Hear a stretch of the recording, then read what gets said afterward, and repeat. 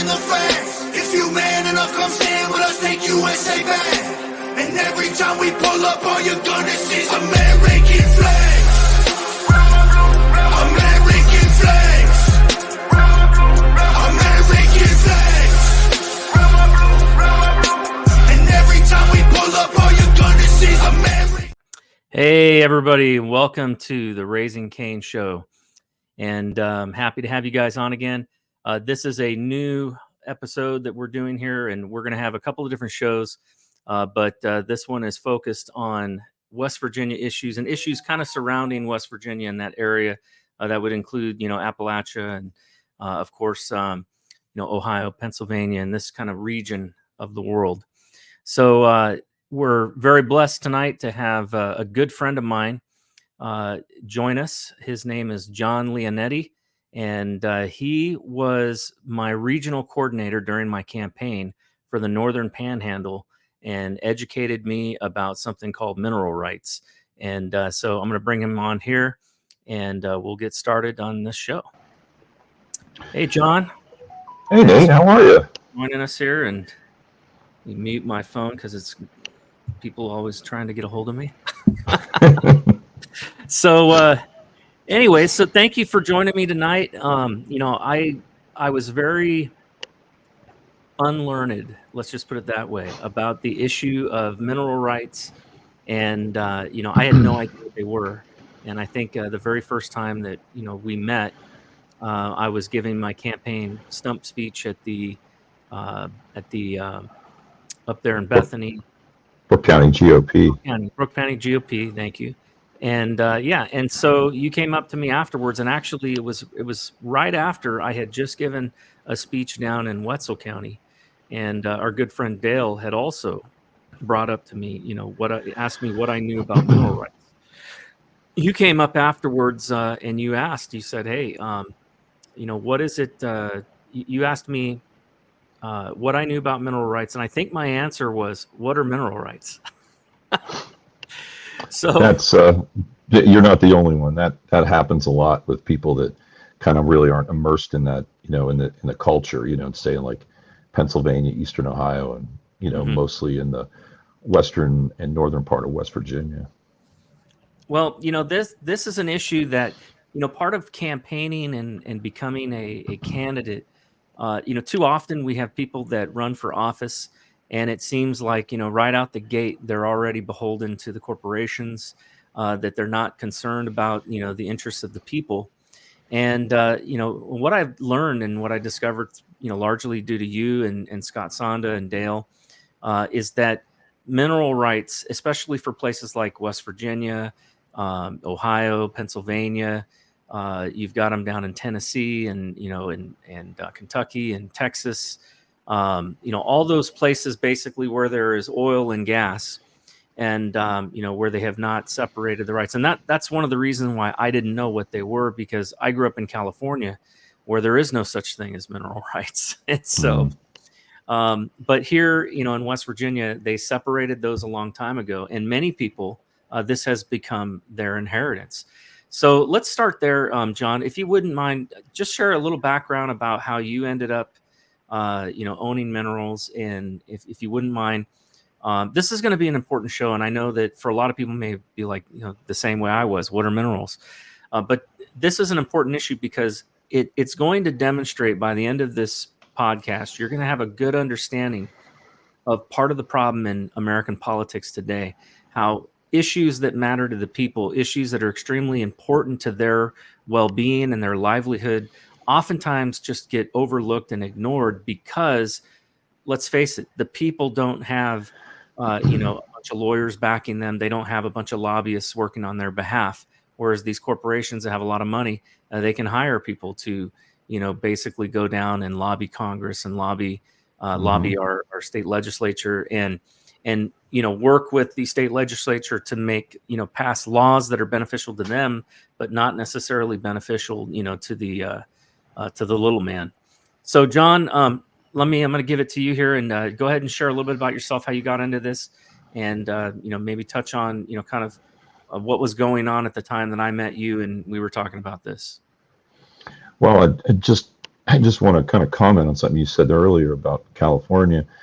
Like you, I lived in California, Southern California, for about 18 years. And, it doesn't surprise me at all. It's just one more right that California takes away from people, that we are very, very blessed to have here in West Virginia, and to another, kind of a lesser extent up in Pennsylvania, and definitely, Ohio, of course, in this case, Eastern Ohio.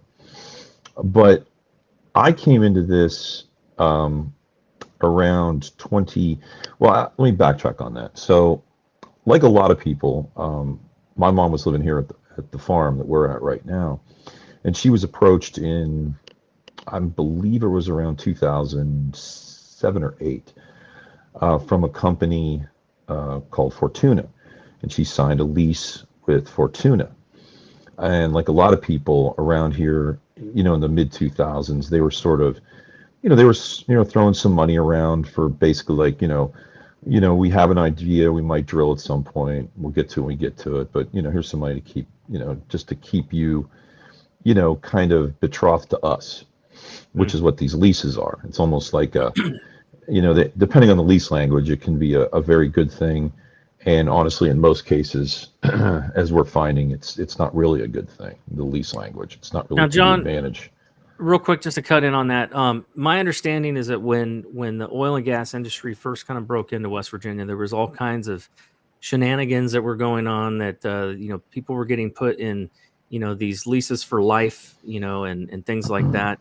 Is that, does that kind of stuff still happen today, or have they wiped out a lot of that with any of the legislation here in West Virginia? Well, honestly, like the whole situation, as you'll find, is a lot of people will find listening to this, it's complicated.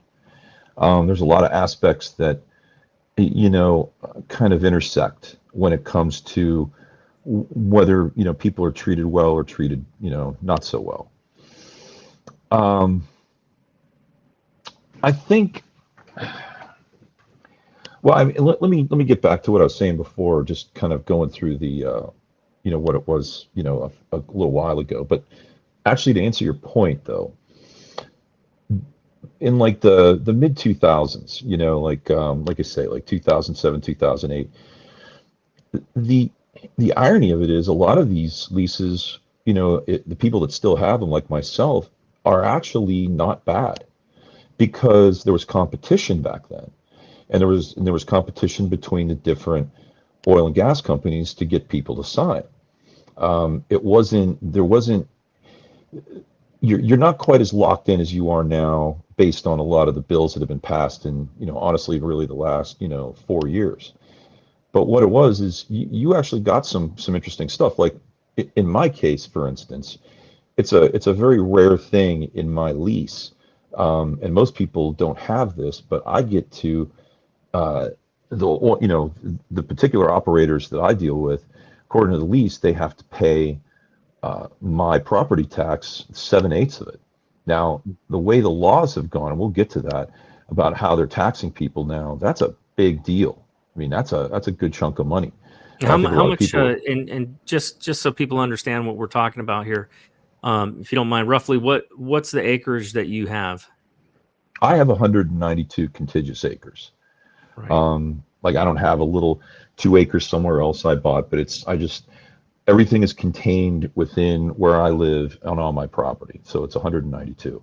Yeah, and I've been up there, folks. It is absolutely beautiful. John Thanks. has this. He's probably has the most beautiful farm in all of the Northern Panhandle. It is surrounded by these evergreens, and if you can imagine this beautiful little country house, in the middle of this field and wide open, surrounded by all of these evergreens. And now you're not an active farmer, right? You lease out your property for farmers to grow, I'm assuming, hay and other things, right? Yeah, actually, my neighbor that rents it from me, he was out today, actually last couple days, doing first cutting, because the heat and everything, it'll dry that hay up in almost in no time. So even if it does get rained on, it's going to be pretty dry the next day. So everybody's out there kind of trying to race against the clock to get that first cutting done. So for those that don't know, and I realize you got a mix of people that are watching tonight. What we're talking about tonight is mineral owners' rights, and so there are in West Virginia, the minerals were separated a long time ago from, from the surface, and so if you own the land, you may own minerals underneath it, and in particular, we have. We've got some, quite a bit of oil and gas in West Virginia in the Northern Panhandle, in particular. So, John, do you want to just share real quickly, what oil and gas? Why is the Northern Panhandle important to West Virginia energy and to the U.S. for that matter?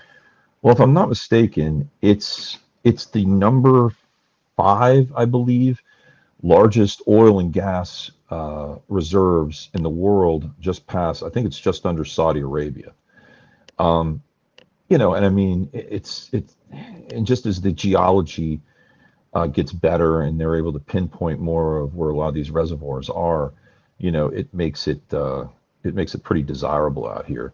What actually really kind of opened things up, don't quote me on the year, but I believe it was either 2006, 2007, Range Resources drilled the first horizontal well.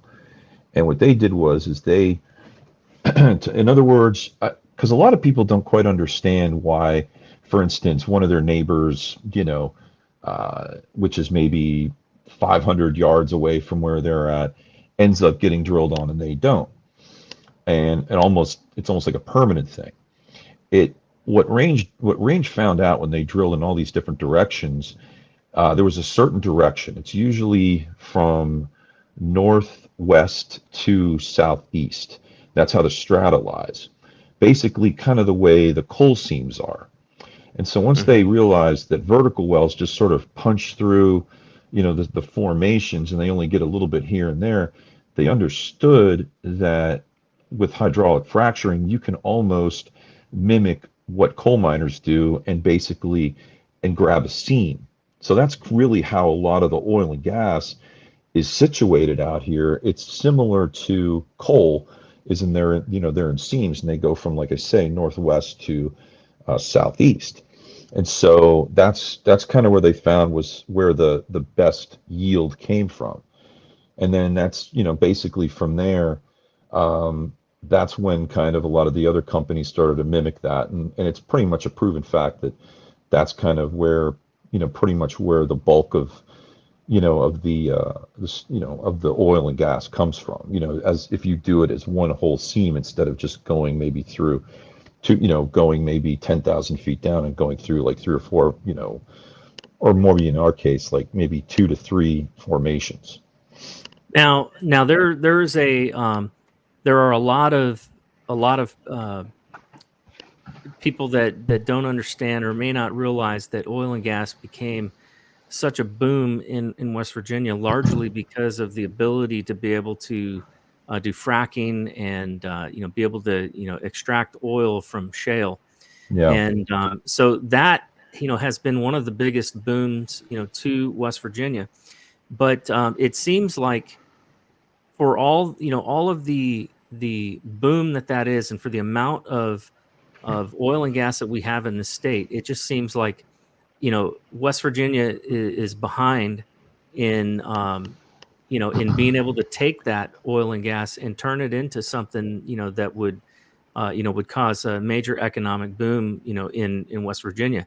It seems that that there's something that is holding things back, because in my estimation, I would say that West Virginia is probably one of the richest states in terms of natural resources. It's not only oil and gas, but it's the amount of coal that we have. It's also the amount of hardwoods that we have, and water. Water is a huge thing, and we own the Ohio River essentially from the headwaters.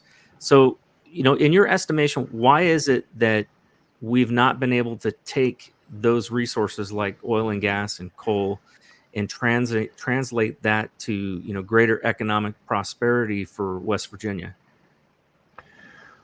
Well, I think it's a number of reasons, but one of the biggest issues that I see is most of these the outside companies that are that pretty much have a big foothold out here, like the Anteros, like the Southwest, which is partially owned by Chesapeake now, Equinor, EQT. I mean, these companies basically have a pretty good foothold in this area. Now, for instance, Southwest and Equinor is a European company. Southwest is a Texas company. A lot of this money just leaves the state.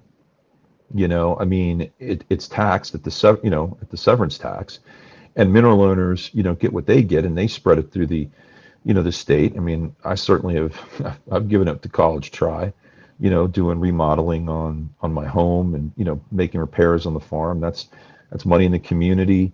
That's spending, money on goods and services. That's spending money on, people. But unfortunately, I think a lot of the bulk of the money that gets made doesn't remain here. And and to me, that's a big problem. I mean, in Equinor's so case, that right there, by the way, that's why they call it a severance tax, because essentially what the state is doing is they are taxing the severing of these minerals from our correct, state. correct. Now, do you have to pay it? Let's just say if your oil, say, went to a refinery that was built here in West Virginia, would there be a severance tax? Like, is it tied to the state, or is it tied to just the leaving of the property? I, in at least, you know, obviously our good friend Scott Sonda, he kind of explained this to me and has explained this to a lot of people, that the way the state looks at it is you're severing the minerals from the ground. So once they're gone, they're gone. Got it. Okay. So that's, whether it remains here or whether it goes somewhere else, that's essentially the state's way of making sure, they get theirs before, at least in some capacity. And right now, the severance tax in the state of West Virginia is 5%. Okay. So that's 5% of the oil, natural gas, Now, and NGLs. I realize it's going to be different with each person, but on an average, what would you say is a typical percentage? So the mineral owner owns the minerals, but obviously they can't get to them. So you got a company that comes in, they drill, they're going to get the lion's share of that oil. But what is and you mentioned NGLs, which for those that don't know are non-gas liquids, which are Correct. basically, anything from acetylene to ethane to Butane, and butane. almost like pure gasoline is another one that comes Okay. out, that gets, cycled out of it. Right. So, and those are priced differently and all of that. So what I'm curious about what is a typical split, if you will? What is it that is, I guess an average that somebody, who's an owner, gets out of that, with the rest of it going to, the operator? Well, typically, I'll put it this way: according to the state of West Virginia, your percentage, and what they call more or less from your decimal percentage, your percentage can't be any lower than 12.5%. Now it can almost go up to 18% depending on how much acreage it is, how much they need you, that kind of thing. I mean, there's a lot of factors involved. Like, somebody that has like a couple hundred acres, maybe, 300-400 acres, they might be able to, they'll be happy with the 12.5% because it's just going to be a lot more of it. The problem is that a lot of people have fractionalized, minerals, right? Like, maybe great grandfather sold the farm and decided to keep the minerals, and then those were inherited by the children, and then the grandchildren and the great grandchildren, and so now you may have, several people that have have ownership in one of those sites. So Yeah. Mm-hmm. So, and that kind of leads me to this next thing that I want to get into, which is about the forced pooling, and in particular, a bill, Senate Bill 694, which passed a few years ago. So, but before we do, I want to give an opportunity, to hear from our sponsors. They help make sure that this show can be there. And so I'm going to cut to the sponsors, and then we'll be back in a couple of minutes. All right.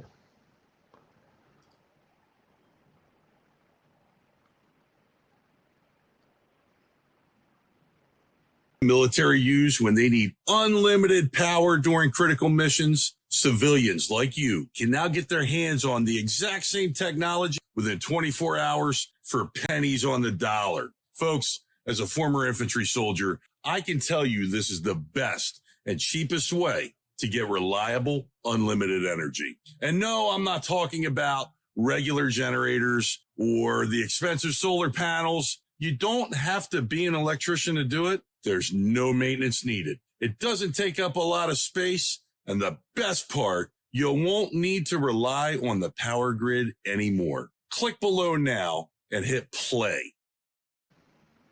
All right.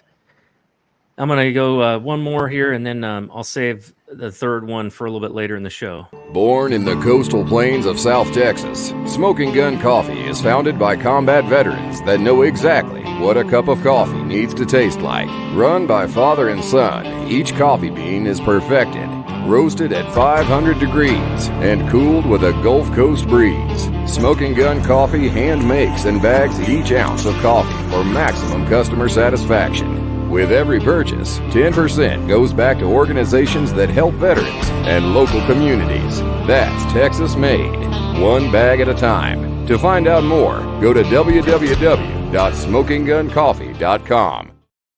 All right. So, John, thank you for hanging with us, folks. There's Sure. Promo codes down in the show notes and the links to these vendors as well. So please check it out when you get a chance. And also, please smash the like button and subscribe if you haven't subscribed.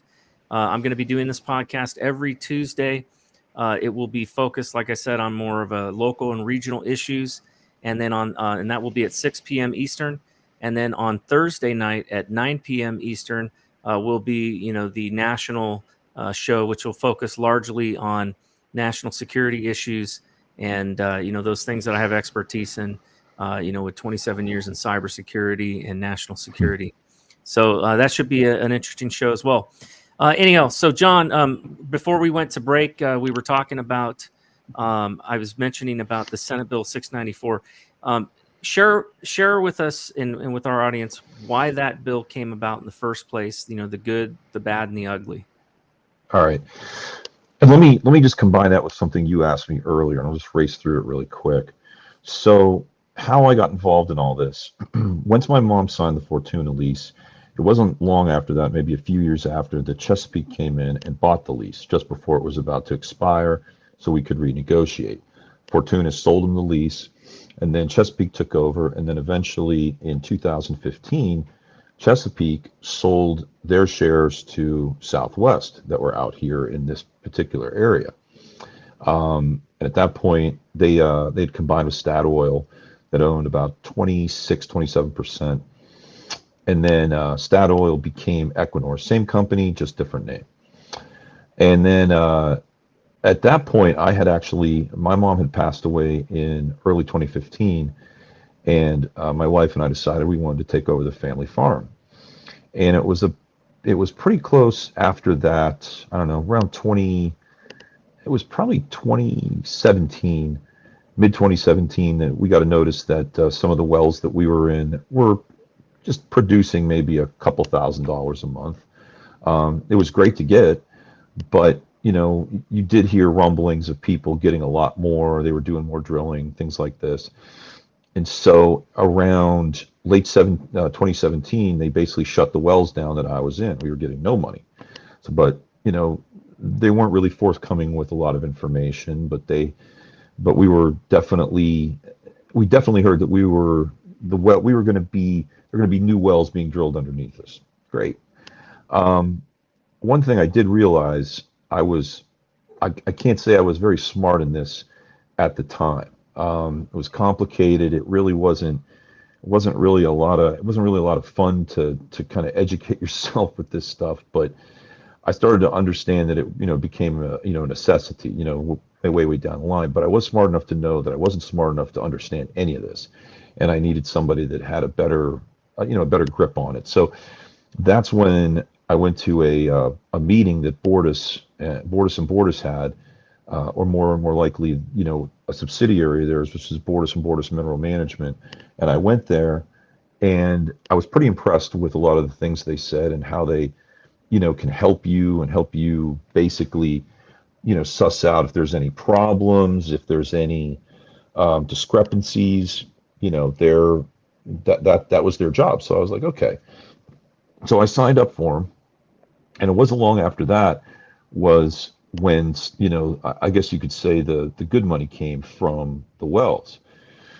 But I did hear, the guys that knew a lot more than I did, like like obviously Scott Sonda, which we both know, and also my other neighbor Brian Corwin. They said, look, this isn't going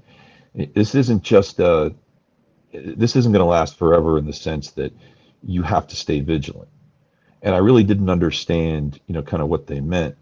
But staying vigilant means that there's a lot of forces down in Charleston that aren't really for the people that own minerals in this state. They're more for the operators. But the money was flowing, so I really, I was pretty happy about that, until one day, getting to your point about Bill 694.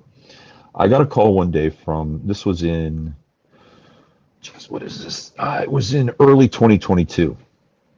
And I had told Scott that I said, look, at some point I started to get the vibe that there might be some things working against us. And he said, I monitor the legislature down in Charleston, and if I see anything, I'll let you know.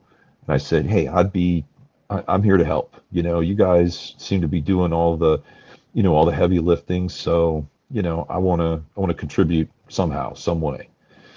And so he said that there's this bill down there. It's called Bill 694, SB 694. It was introduced in the Senate. And he said, hey, it's time. All hands on deck. This is a bad bill, very bad bill for us, and very bad bill for all the mineral owners. And so once he got done explaining to me just some of the, 3 or 4 more horrifying things in this bill, I was like, okay, I'm in. I can see that this is just not something that you can just sit passively by and just hope that your legislatures and, just by default doing nothing, nothing's going to happen to you. That was about when I realized, especially at the end of, kind of when we went down there, I realized that you have to be more proactive than reactive. But at this point we were reactive. So I went down there with myself, Brian Corwin, Scott Sonda, and Scott Sonda's, his mineral consultant, Rachel Vass. Now, there was, 4 of us that were going down. And I thought, because of just how bad this bill was, there'd be a lot more mineral owners down there. Let me cut in real quick, John, because just for the sake of Sure. time. So the bottom line is that this bill was there, and you guys went down to go fight it. But I want to bring up a couple things, because there's about, I think, over 200,000 people that own minerals here in West Virginia. It's closer to 250,000 actually. Okay, and how many people total went down to go fight this bill? 4 people. 4 people. Us. See, this is the problem, folks. This is exactly what's going on. This is really where I wanted to go with this in this discussion. Citizen activism is something that we all need to take a part in, especially when we have something on the line. In this case, you got over 200,000 people. You said closer to 250,000 people that own minerals, and yet only 4 people showed up to even, bother to fight this bill. And then on top of that, I wonder how many people even knew about this bill. But here's this is really where the problem is in our state legislature, and it affects so many different areas, not just minerals. Our state legislature passes bills, and they have, in West Virginia in particular, unlike other places, or unlike the federal government, where you have a registry to know every single lobbyist, who they are and when they're meeting with the members of Congress. in our state in West Virginia, and you guys need to check and find out if this is the case in your state, if you're not in West Virginia, but the lobbyists can meet with our members, our state legislature, and they don't have to register. Nobody knows who they are. There's no registry so that you know when they talk to who and who they talk to. And that is a problem because you have a lack of transparency, and that lack of transparency is what leads to corruption. It leads to bribery and, and other, other types of corruption. When I look at the mineral owners, a lot of these people are just, it's a couple of grandparents, or it's a mom and a pop. It's not any kind of, large organized group of people that are even aware half of the time of what's in these leases. That's been my experience as we've held some of these meetings and we've talked to people. But it seems that this Senate Bill 694 what was explained to me was that one of the things in it was they were going to allow for forced pooling, which means that if you have minerals and let's say that there's a bunch of people that because I remember I mentioned fractionalized ownership earlier. So let's say that you've got one person in that who owns part of those minerals. Maybe they own 1%. That 1% could actually stop the production of drilling. And so the idea behind this forced pooling bill, which I think may have had at least one good purpose in it, which was you're not going to allow for some guy because he's an anti-oil person who inherited some mineral rights. You're not going to allow for him to stop everybody else from being able to make money. However, it seems that just like in a lot of these types of things, you've got to be careful of the unintended consequences, of laws that pass. And oftentimes what happens is a piece of legislation, it gets laid out there and maybe the first pass through, it looks good. Everything looks fine. Maybe there's a few things here or there that that need to be squabbled over by the legislators. But by the time it ends up passing, it's a completely different bill. Or it has that's correct. Other things that get added in that allow for, basically handed over the levers of power to the operators. And that's a big problem. And I don't have time necessarily to get into all the details of this bill, but basically, folks, what we're talking about here is something, like I said, that affects not just oil and gas, but affects everything. It's the same thing, when it comes to parental rights, when it comes to, we tried to pass a bill on that this last year, and it made it through the House. But by the time it made it through the House, it had pretty much been stripped of almost everything that we had put in it. And then that's a big problem. And it died in the Senate. And so there's a problem, because here's the other thing that I want people to realize. When, as a citizen, when you go to your state legislature, you can go and lobby your state legislature anytime you want. In fact, that word lobbyist, where that comes from, it's actually, it's kind of become a dirty word, but in reality, it was a good thing when it initially started. The word lobbyist comes from when people basically waited outside in the lobby, outside their representative's office, so they could talk to them about the issues that mattered to them. And like I said, this is an issue that matters to over 250,000 people in West Virginia.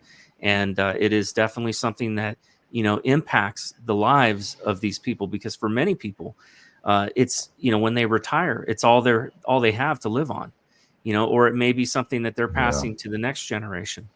And it's, in some cases, it's, supplemental to their income.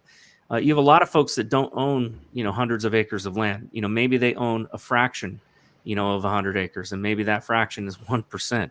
They're not going to be getting a big check every month, but that little bit that they get every month, it does make a difference. So there's a number of issues with bills like this. And I guess what I'm trying to say is that we have to do the due diligence as citizens to stay on top of what's happening in our state legislature. It's extremely important. And we have more impact there than we do, say at the federal government. The federal government, you got to, deal with the fact that your representative isn't even, in the surrounding area. So good luck trying to get into his office. Now, for us, West Virginia, we're not far, from Washington, D.C. But the fact is that you do have the ability to have an impact. And it just matters that you've got to know about what's going on. You got to pay attention to these bills. And then you got to find other like-minded people, because to try to do this alone or to try to do this with 4 people, that's a hard thing to accomplish to anything. You really Yeah, do it's need numbers. heavy. I Now, mean, we definitely need a lot more people to kind of pick up their end of the couch at this point. absolutely. And you know, we're not, obviously we're just trying, well, and of course we'll get to that, I guess, at some point here, but you know, that's kind of been Scott's and I, you know, that's sort of our goal, is to, you know, just spread the idea of, you know, of education and trying to bring more knowledge to the situation. And Now, just, sorry, go ahead. there's 2 things that I see that are kind of potentials, right, that we have the capability to do. One is, as citizens, we can submit, you know, either legislative changes or requests to make changes, work with our state legislature, try to get them to, you know, to support a bill that we want supported. But the other option that we have is we can utilize, you know, volunteers to make phone calls. Now, we saw Correct. this in action with the Parents' Bill of Rights here in West Virginia, and where we utilized a lot of people making phone calls. We went down there. We set up tables in both the House and the Senate in the rotunda. We set up signs. We had you know, books.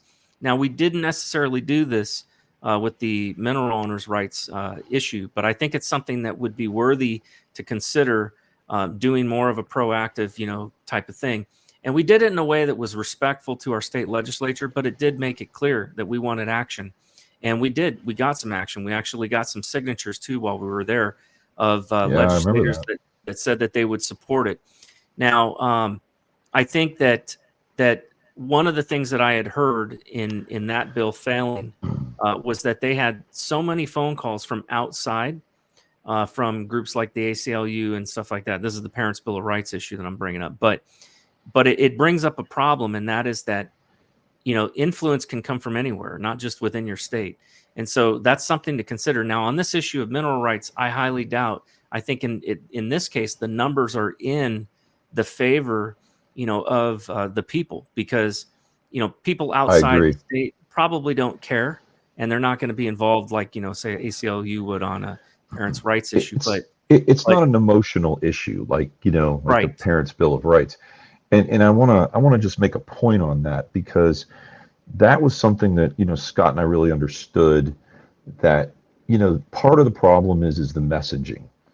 And that is, you know, if you try to explain a lot of the nuance of what this is, you know, code, lease language, you know, royalty statements, I mean, most people are just happy to get the check in the mail or deposited directly into their account.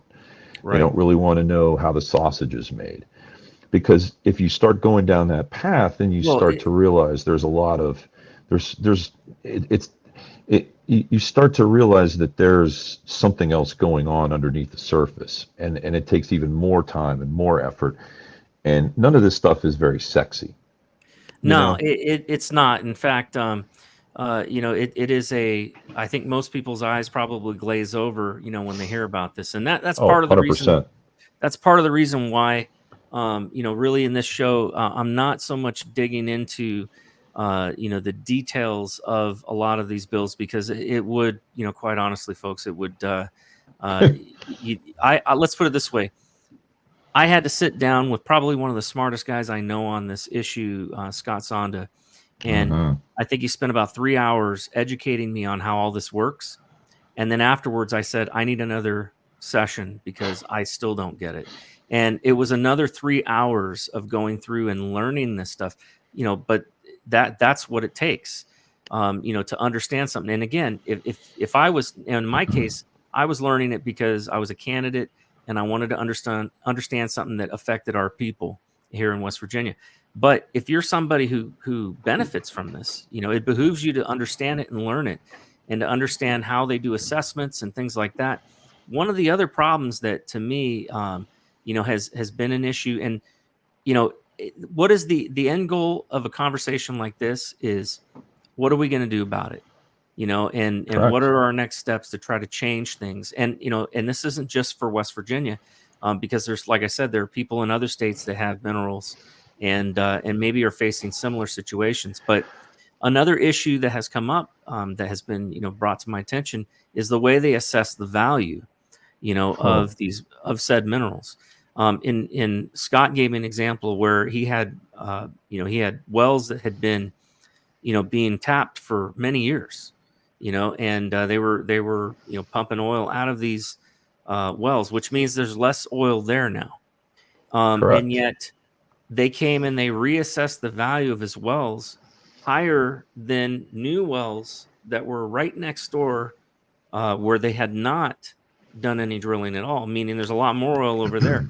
And so it seems that the way that they assess these these minerals here in West Virginia is it doesn't really make sense. Well, it doesn't make sense to the general public. It probably makes sense to the tax department, because in the end, they're the ones that are, on the winning side of this. And it's an interesting thing, because I was actually in, Scott's hearing that he had in 2023 that they had in Ohio County, and he was up there. It was him, and basically he was basically, fighting the idea of what this was with one of the representatives from the tax department and a lawyer from the tax department. And I was in the room when Scott literally just blew up their entire formula. I mean, it was wrong. I mean, the way they were doing it was, and I just want people to understand this, that are out there that may not have, that are getting these bills and may not understand why what the origin of this is. What they were doing was, or the way the formula was concocted, basically, I don't know whether it was on purpose or whether it was accidental. I'm not implying either way, but the way they had structured it was, even if you have a 4th, 5th, 6th, year well, the way the formula was made, it was still going back to the first year valuations, when the valuation is the highest and when the production is the highest. And they just did not, and they never budged on it. They were saying, and I was in the room, Scott, I mean, literally had them, they really didn't have much to say. It's not necessarily being based on the amount of oil that's being taken out of the ground per se. To a certain extent, you could say that, but see, this is where I think a lot of people are very upset by this, is because technically we're getting taxed twice on our income. It should be only one time. But this formula is an income-based formula and not a fair market value formula. If you go to the tax division's own, the section where they talk about oil and gas language, in their own words, they say it's based on an ad valorem tax, which essentially means fair market value, which what that truly means is, let's just say, for instance, you decide to put your minerals up for sale. And the way the fair market and ad valorem works is, I believe they look at sales within your area, whether it's your zip code or whether it's a couple zip codes around there, how much those properties sold in the last 3 years. That's pretty fair. I mean, but that's what the tax division actually says. But they're not following that. That's not how they're basing. That's not how the formula is based, and that's a big problem, to the point where, just so you know, Scott, he has filed a lawsuit against the state for, based on Bill 4850. And I actually talked to him today, and he said that right now they're waiting to hear back from basically the representatives from the legislation, because he has a lot of people named in this suit. But that's the very frustrating part, is getting taxed twice on your income and not following the law as it says in the tax code. I mean, let's say, for instance, I'll give you an example, just real quick. Okay. So we were looking at, for Scott, to basically prove this, we had found about maybe 3 or 4 people that, had sold their their minerals within the last 2 to 3 years, and it was all somewhere around between 5,000 and 7,000. And that's what it was. I mean, the way these things were valued, I mean, people were getting valued at 10,000, 12,000, an acre. And that's what I meant, 5 to 7,000 an acre is basically the market value right now. And that just depends whether or not they have maybe drilled on you for, they've taken actual minerals out of the ground, say 4 or 5 years versus maybe 6 months before they're about to drill. Now you could see maybe 7 to 8,000. It's possible. But, that's really what it is. They're not following their own language. And I think that's the big frustration for all of us. And so that's what triggered Scott to basically file this lawsuit. And unfortunately, the people, don't have a representative, that's basically going to file suit on their behalf. No. And maybe that's part of the problem. We need a division, within the state that actually represents the interests of the people, like a consumer affairs, office or something like that. I've got to jump to another break here. This is the last commercial for this show, but I'm going to play this and then we'll be right back. All right, so next up we have Julius here, and he's from his company Eco Inventions. That's correct. And he has the Eco Washer. Now, I see it says never buy laundry detergent again. Right. I think the laundry detergent people are going to be after this. Yeah, they're probably not going to like you. What can my Eco Washer special edition model do? Everything. We eliminate all the toxic poisons in your home. No more detergent, no more fabric softeners, no more hot water. Sound too good to be true? It's not. Where did this technology come from? This technology literally came from the hospital industry.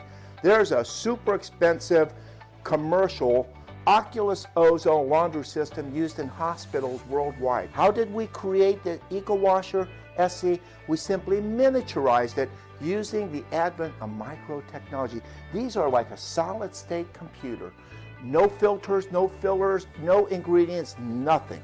It runs the water through and transforms the water into an unlimited supply of nature's pure detergent and nature's pure cleaning supplies that will mop your floors, wash your carpet, take pesticide off of your fruits, veggies, fish, meats, and it'll make everything last much longer when you put it in the refrigerator. Hey, stop supporting these corporate chemical villains and step up and get your Eco Washer SE today. The new Eco Washer SE is a chemical-free laundry and cleaning solution. Imagine no more detergent, no more chemicals, saves you money, pays for itself, gives you a healthier life, and simplifies doing laundry. And now we're going to include 2 free Thunder Pure Safe Air Minis that purifies your home and sanitizes your surfaces like a thunderstorm in nature, eliminates all odors.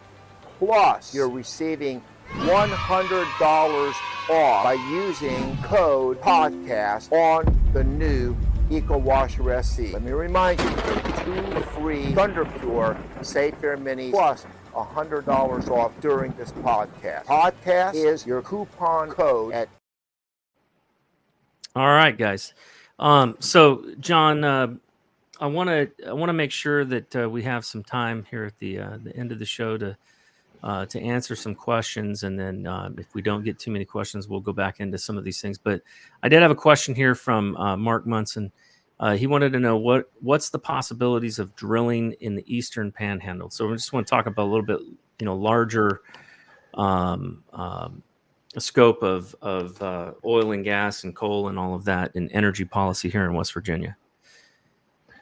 I don't think there's too much hope in drilling in that area for quite a while, if ever, just because it's just based on the strata. Right.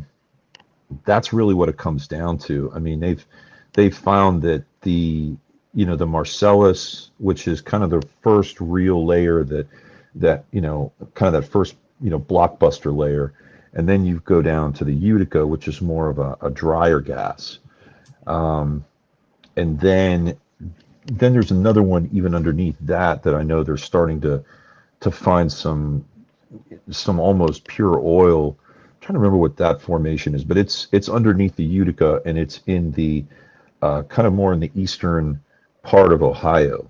But I don't know how much of that's going to morph over our direction. But to answer your question succinctly, I don't think there's going to be much drilling in the east anytime soon. It might migrate a little bit east of Montegalia County, but I think most of the operators are, want to get, where really the most, where they've been getting most of it out already, because there's a long way to go. Because even if you drill a well, let's say you drill, say, 3 wells, and they're all going on your property. Well, at some point down the line, whether it's 5 years from now, 10 years from now, chances are that the oil and gas companies are going to do what they call split wells, and then they're going to go in between what they've already drilled, because technically when they frack, they create that's what they call a pool, which is basically the path of where the drill bit is, anywhere, I believe, at least 250 feet on each side.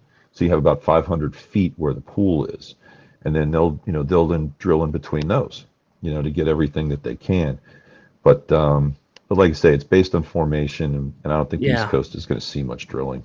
Well, I've got a map here, just to show folks that may be wondering about that. Let me see if I can share this real quick. Let's see here. Anyway, thanks for your question, Mark. Appreciate that.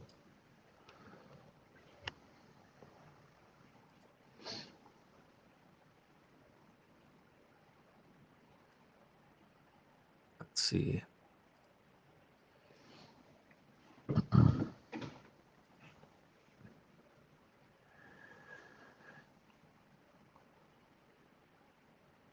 All right. So if you can see on this map here, this is basically everything here that is in orange is where your oil and gas is. And, I could zoom in, but basically it goes up, it extends up into the northern panhandle, but there's really nothing, kind of in that panhandle at all, as far as gas. Now, there are some old coal mines and things like that. Some of those have been shut down. But it seems to me what needs to happen, and, and I think this is going to be an important part of the development for West Virginia's energy sector, is we've got to exploit all of these, natural resources that we have.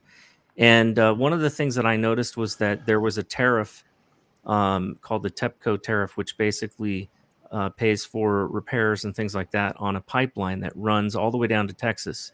And in looking some statements by people, I saw that there were fees that were being charged to the mineral owners, for those pipeline tariffs. And that brings up a good point, in that, why don't we do more? If the oil is being produced here, if the gas is being produced here, why aren't we building the refineries here in West Virginia, in order to refine, that natural resource into something that then we can sell at a higher price? That would make sense to me, and that's something I'm certainly talking to the state legislature about, and asking them to consider investment in that. There's been a lot of pushing for, green energy and climate change initiative and all of that by the Biden administration. Unfortunately, there's nothing clean about it. You're talking about putting up windmills, and which essentially have about a 20-year lifespan, and then they've got to, they mess up the scenery. Number one, they're made of something that's not recyclable, and then they've got to, they basically got to bury them in landfills, and the cost to tear these things down is quite expensive. You also have, though, a similar problem with solar panels. A lot of these solar panels are made, in China, and there is a series of them that are being made now out of Germany, but they're quite expensive, and they're only producing electricity when there's wind or when there's the sun's out. Whereas what we could pull out of the ground is more than we could use probably, in the next 1,000 years, especially as we become more and more energy efficient with, the production of energy. They can do things like heat recapture, on these power plants, and generate even more electricity. So I would like to see us move in a direction where, we are producing more things here in West Virginia. We're actually producing, the manufacturing facilities or the petroleum, um, um, uh, refineries here as close to the source as possible. Because what you get when you do that is, number one, you reduce the potential for environmental, disasters. Hmm. You don't have to worry about a truck, ending up having an oil spill or a pipeline, leaking or blowing up or something like that. It's right there next to the source. It produces jobs, good paying jobs, Yep. which we could all use that. And we would be producing the electricity here with the power plants. I think we've got to move to that. Hopefully Trump gets in there and we'll be able to do that. And we'll be able to see, things take a turn, for the better for oil, because for oil and gas and coal. And we've talked to, you and I have talked to some people that, are doing some pretty interesting things with taking coal, oil, and gas and turning it into hydrogen, Mhm. which burns perfectly clean. And they're able to, separate out all these, special minerals. Like with coal, they can take it and actually create some of the finest, graphene possible. And at the same time, they're producing hydrogen. And it's just amazing what we can do, today. So we are moving in a direction, I think, that with the right people, in our government, we could, number one, we've got to stop the federal government from intervening and sticking their nose in our business. But as long as we have to have a pipeline, or as long as something goes out of state, then that's where the feds can get involved. So doing things here, putting that initial investment towards building those refineries and those plants. And a lot of people don't know that plastic, for example, is made from from oil. It's made from a byproduct, ethane, Yeah. and certain types of plastics. So we could be making those things here, and we could be, like I said, creating the jobs, creating industry. But it's going to take, people advocating. So I think it's fair to say we have some major problems that need to be resolved with regards to, fair and equitable shares, where with regards to some of the state legislation. But you are not advocating, neither am I advocating for for these operators to be put out of business. We want to see them be No. successful, because without them, No. none of us, that, well, I should say none of you, because I don't own minerals, but those that are mineral owners, they're not getting, um, uh, they can't be successful in, in exploiting those minerals that they own and getting something for them, unless there's somebody willing to invest in doing the drilling and all that. But it's clear that there are some problems. So one of the things that we had talked about before, and I would propose that we continue to work towards this goal, is getting the word out to people, making sure that Correct.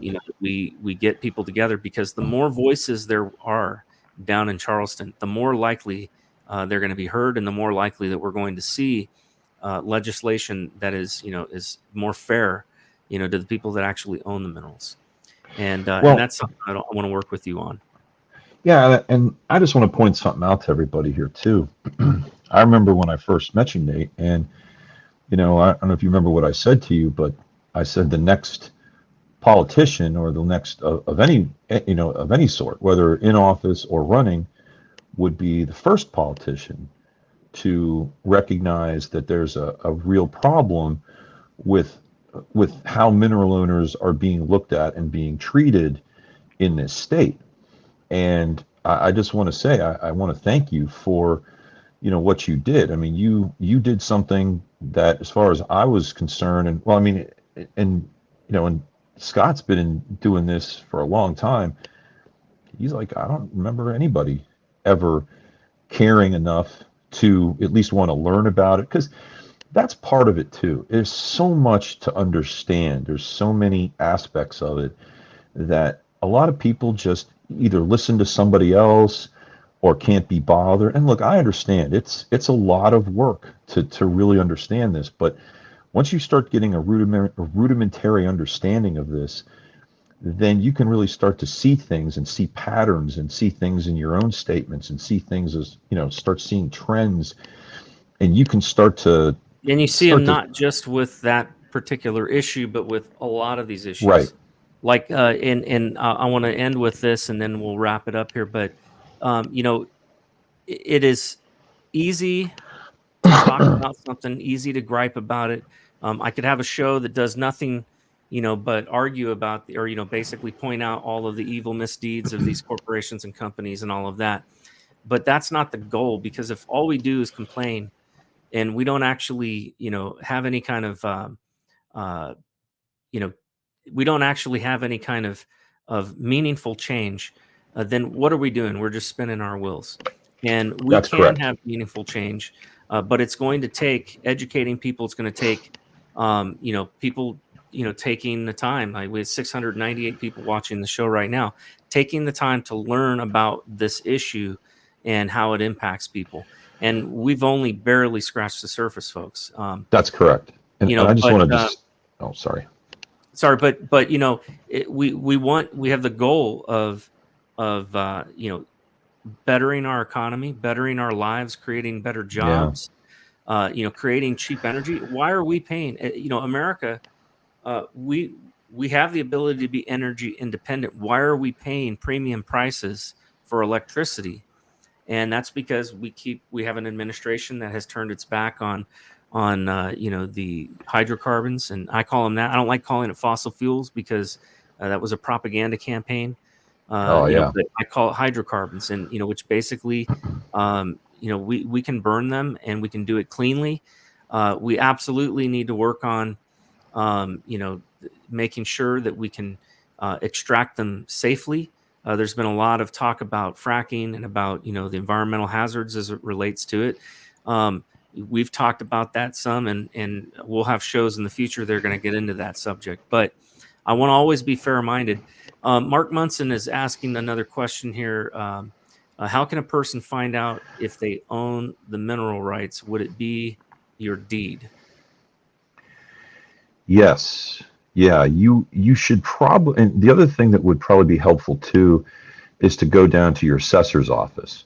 They'll be able to tell you almost post haste whether or not you have mineral rights or not. And frankly, if you do have minerals, you probably would get a separate tax bill.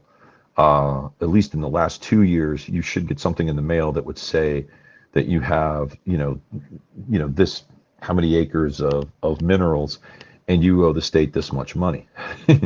Usually they're not going to miss that. So, but the assessor's office would be the first place I would go to. We got another comment here from our friend Mike Turner over in Paden City. We Hey, need Mike. to make non-hazardous materials in West Virginia out of hazardous materials. The safety of shipping is so important, and that's a good point. Mhm.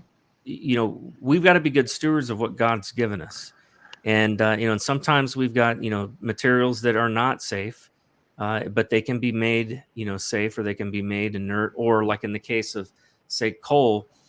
Coal has all these benefits to it, right? But back in the olden days, when they burned it just without any kind of scrubbers or anything like that, it was putting sulfur dioxide and mercury and things like that into the air.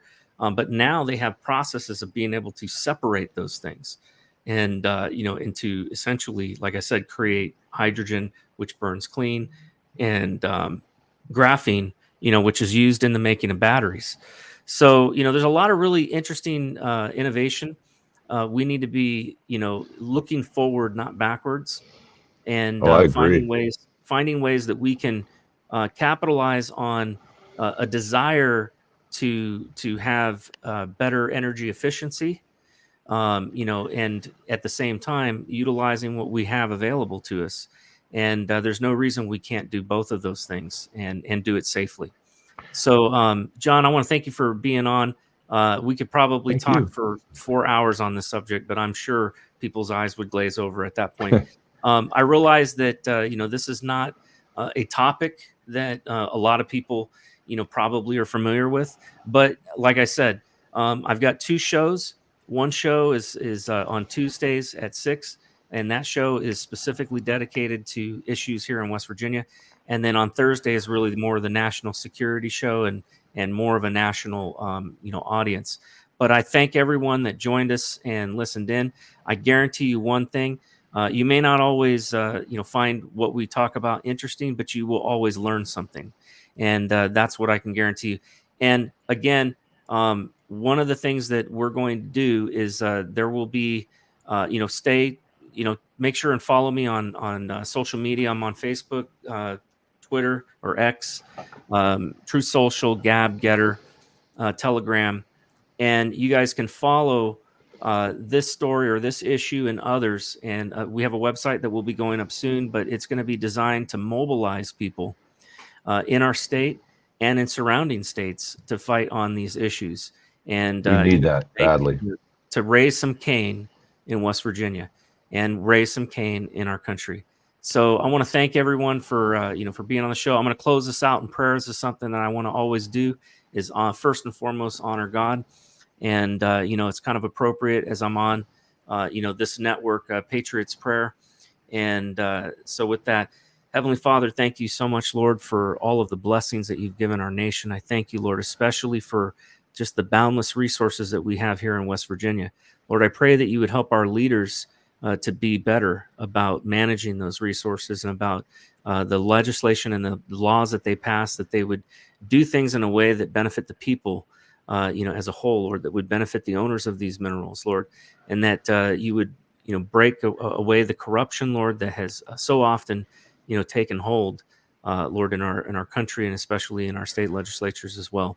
Lord, we pray for your guidance and direction, that you would help us to be effective, you'd help us to actually get things done, and that you would mobilize people, Lord, to take action and not just sit on their rear ends, Lord, but to actually get up and do something.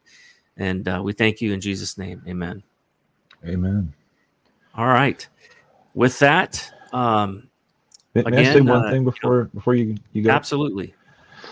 I just want to thank you for doing what you're doing. I mean, you ran an amazing campaign, and I think you showed everybody in the orbit of that campaign that you're an individual that wants to get things done, and you're a proactive individual instead of a reactive individual, and that's essentially the way I see the only way West Virginia goes forward. If we have citizens like yourself that are proactive, that want to bring these issues out in the open and head them off at the pass or do something about it, before it becomes, either untenable or, people lose interest in it.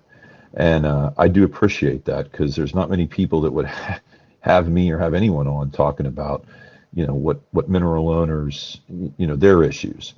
But one thing I will say is that, a lot of mineral owners in this area have really put a lot of money into the economy. And of course, there's a lot more to talk about, about how there's been a lot less being put in the economy. There's definitely a lot of factors involved, but that's a big thing, because, most mineral owners I know, they fix their places up, they buy new tractors, they put up pole barns. They do a lot of things that they've been was on their wish list for a long time, but they didn't have the money for it. And in the last 10 years, this area has really, improved quite a bit, in standing and just overall. But again, I just want to thank you for, for doing this. And I know this is going to be a successful podcast, in the future. And I do really appreciate what you're doing. Well, this is we're gonna get better at this every time that we do it, and the main point and purpose of it is to stoke interest in a lot of these issues. Everybody should stay tuned. We've got I've got a 501c4 that I am forming, and the reason we're choosing a 501c4 is because we can also do political things and influence politics. But we're going to be focused on partially on the issues that we see going on in the country, and doing what we can to actually make a difference. Not just, we're not just going to be looking to raise money, but we want to actually motivate people, engage with people, get them down there to Charleston, get them to show up, get them to make phone calls, get them to engage on a lot of these different topics when it comes to our state legislature. It's time we take back our country and we start, making a difference in a way that's practical. So, it's not hard for me to care about these issues, because I've met so many wonderful people all over the state as I traveled around, during my campaign. Many of you have, become, very close, and, I consider you friends. And so I'm excited about where we're going with this. We're also going to be getting I'm taking my campaign website, and we are going to retool it. So it's going to be, geared towards the show. We're still going to talk about the issues and have the issues up there. But I want people to feel free to reach out to me if there is a story, if there is an issue that you would like us to talk about, that you would like a podcast done on, and you're willing to come on and do an interview. Feel free to reach out, to the show, and you can do that right now by going to @NateCain4WV on pretty much any social media, and then just tag me on there if I'm not following you. And if you can't send a direct message, just tag me and let me know what you would like to see in the show, and if we can make it happen, we'll make it happen. But thank you everyone for coming on, and God bless, and have a great evening. You too. Thank you, Nate, very much, and thanks for everybody that was listening. Appreciate it. My people of this country, and we're under attack. They banning us, they cancel us for speaking the facts. If you man enough, come stand with us, take USA back. And every time we pull up, all you're gonna see is American flags. American flags. American flags. And every time we pull up, all you're gonna see is American. Still there?